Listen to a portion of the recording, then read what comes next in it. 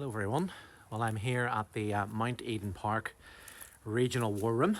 So this was the former Civil Defence Control Centre and Regional Government Headquarters for Northern Ireland, built in 1952. It was pretty much used right up until the 1990s, when it was replaced then by a much larger, much more modern nuclear bunker in Ballymena.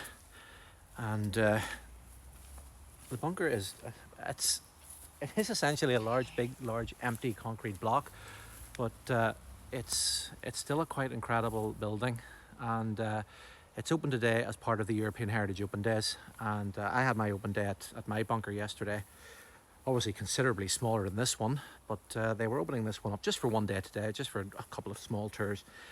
And I nominated or asked them if they wanted my services to put on a little bit of a equipment display for them. So it has two entrances into the bunker. There's one on the other side. In fact, there is a gate just behind there. It's now covered over with the hedge, but there was two entrances, two exits. So entrance, exit, on the other side, entrance, exit. Blast doors have been removed, unfortunately, so there are no blast doors remaining. That's a very large safe door, and it can only be opened from the inside. So there's a tour going on at the moment, and once they go down below ground, I'll then record some video after everyone has left. But just wanted to show you the outside, just do a quick walk around, show you what outside the bunker looks like, and then once the last tour has left, I'll get us inside and give you the very first video tour of Mount Eden Park Regional War Room. So, quick jump cut. Okay folks, so we're inside the bunker at the moment. The last tour is still going on, but I thought I'd just very quickly bring you in and show you. So in here originally would have been members of the Royal Observer Corps, members of the Armed Forces, and it was their job to look down into this ops room, this two-level ops room, where there would have been tables all down here with civil servants and a large map of Northern Ireland showing where all the nuclear bombs were going off all around the country. But you can see the plans they have for the building. They're not going to alter too much. It is still going to be used as a document store. They're going to put new air handling equipment on the surface. So that's the front entrance here. That was the entrance you saw earlier on. So they're going to put the new air handling system, solar panels as well. And that's the plan of the building. And this is the underground section. So this is where we are currently here, looking into the twin height room.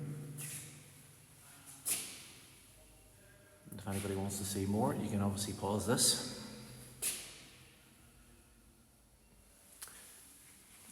But the building has been largely stripped out. It was used for document storage and nuclear bunkers. You can see all the original air ducting.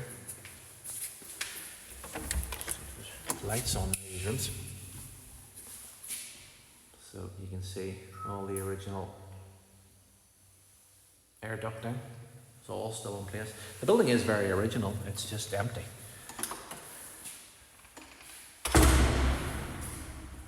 So as you can see, there originally would have been a wall here with a door.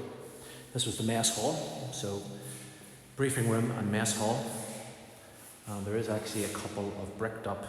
There's a message passing window, I think, somewhere here. And you can also see here, there was a message passing window.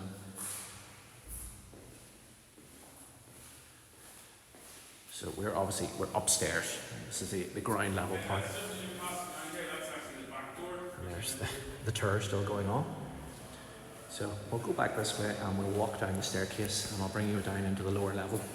And we'll have a little walk around there. And then I'll do the upper level. Actually, we'll go in here first. We'll go into the plant room.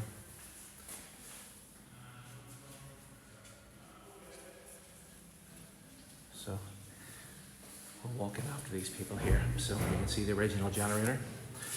So if there is a power failure, obviously the bunker could survive on generator power. And we've got all the original from the 1950s, which is absolutely incredible that it all still remains. And that's the back of the generator here, the exhaust for the generator. And then we're into the air hill. So this is where the filters would have been kept. So all the fallout filters, air filters would have been kept in here. And there's a big pit down there, the sump.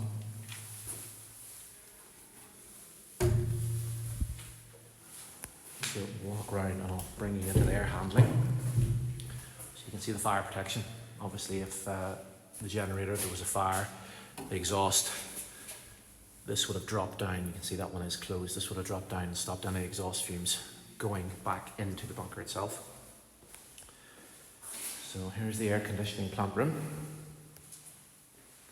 And the original 1950s ducting, although this section here has definitely been modernised. So, and then it's obviously goes up into the roof, and then there's sections on the roof where the air conditioning plant was all sorted out. So yeah, pretty interesting that it's all still here. Okay, down the stairs. So the building is a one level above ground, one level below ground.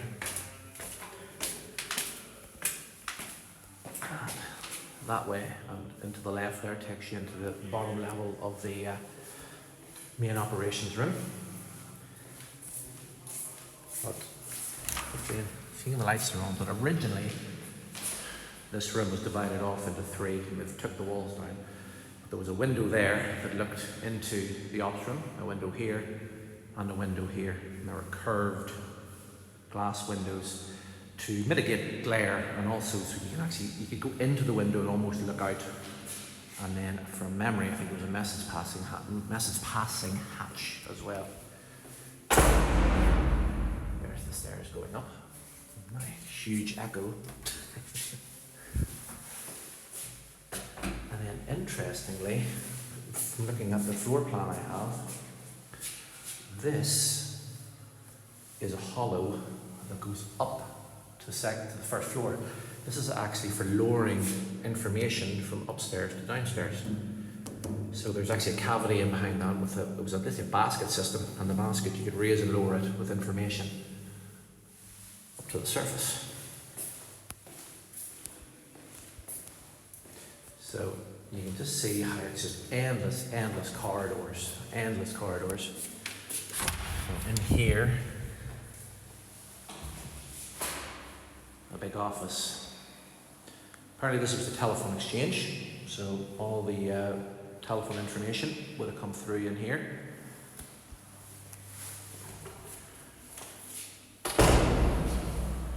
Again, we have another large area, pretty much the same as upstairs. Again, we have all the original 1950s air conditioning plant. This was a dormitory, so this was a male dormitory in here.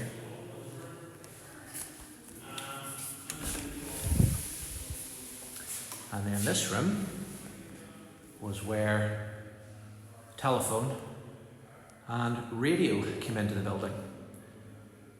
So this was classed as a storeroom and communications room. So it's brilliant that that's still there, and as you can see it still has the BT connection still in here. And then we have the 1950s air conditioning system, but they've replaced these obviously with stainless steel grills.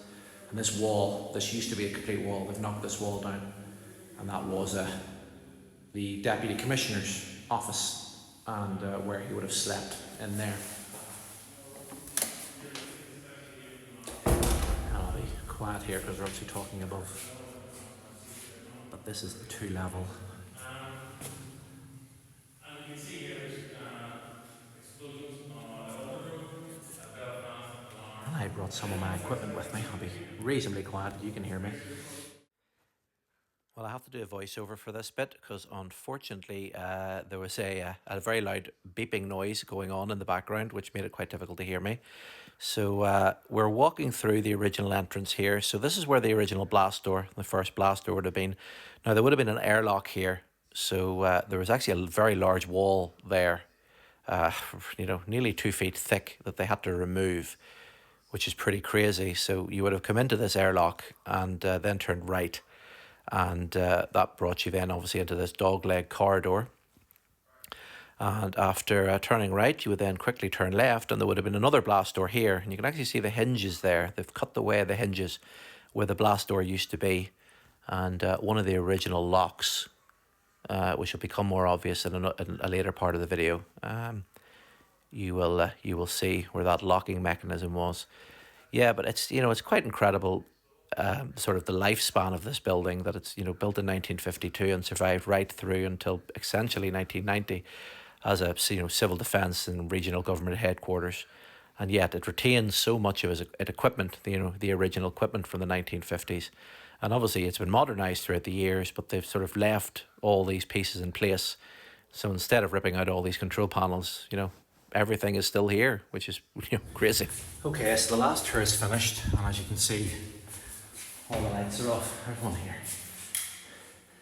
So, around this area here is the back door, or well, back door now, but originally this would have been you could come in both sides of the bunker. So hopefully you can see here. I don't think there's a light in here. There's not, unfortunately, but you can see where the original blast door would have locked inside here. And if you remember at the front door, I showed you the bit that was filled in. That would have been this bit here. So you can see there's one there, and then there's the original hinges for the blast door. So one there, one up there. Door would have opened this way, gone up against this wall, and then you would have had another blast door there. And that door would have opened in that way. So yeah, there we go. And you can see it used to be a court service document store. But there we go, folks. That is Mount Eden Park Regional War Room, former regional government headquarters for Northern Ireland. And that's us. But listen, folks, as always, thank you very, very much for watching. And I'll see you all again next time. Bye-bye.